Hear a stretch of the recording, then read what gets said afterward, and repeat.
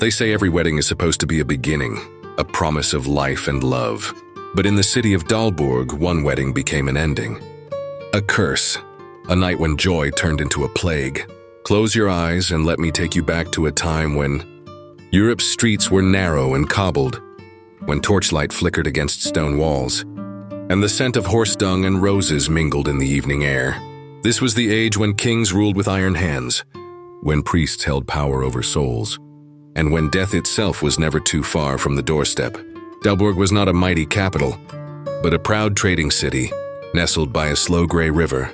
Its people were hardy, its markets full, and its cathedral grand enough to rival Rome's. But what people remembered most was the Duke's daughter, Lady Isolde. Isolde was beautiful in the way legends describe beauty: hair, the color of wheat at harvest, skin pale as ivory, eyes that seem to hold secrets. But beauty is not always a blessing. Her father, the Duke of Dalburg, used her hand as a bargaining chip to end a feud that had lasted for decades.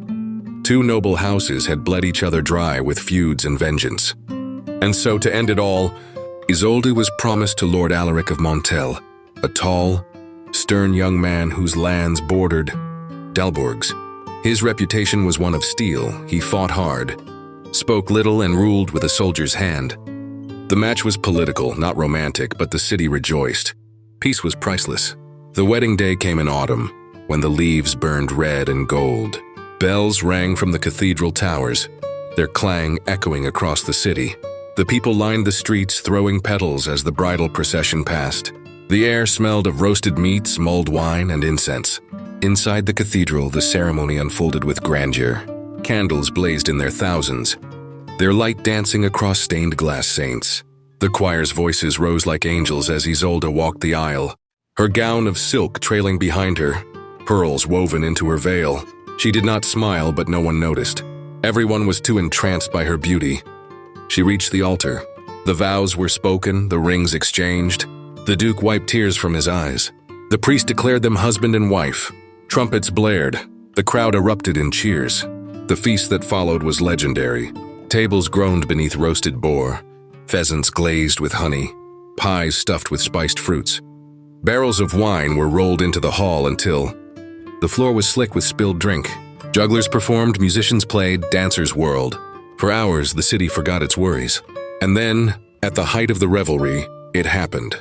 Lady Isolde, the new bride, stood to dance with her groom.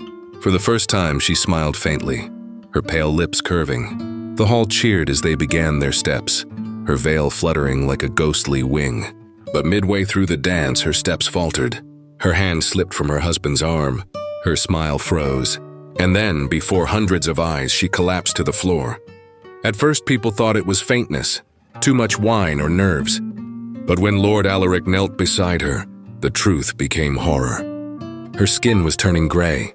Black veins crawled like spiders from her throat to her cheeks. Her lips turned blue. She opened her mouth to speak, but only a ragged gasp escaped. And then, silence. The hall froze. The music died. Only the candles flickered. Someone screamed. And that scream became a chorus because it was not just the bride.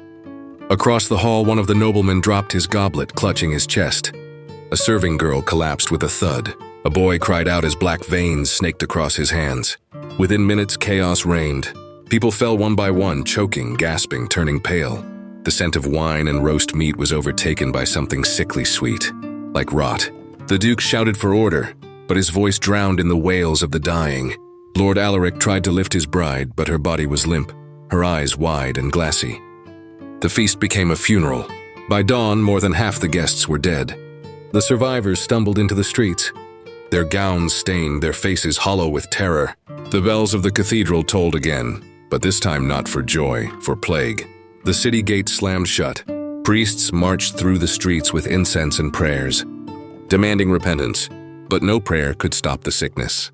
It spread like fire. Families locked themselves in their homes only to die behind bolted doors. The river carried bodies downstream, bloated and pale. They said it began with the bride, that her blood carried the curse, that the moment she kissed her husband, death was released like a whisper.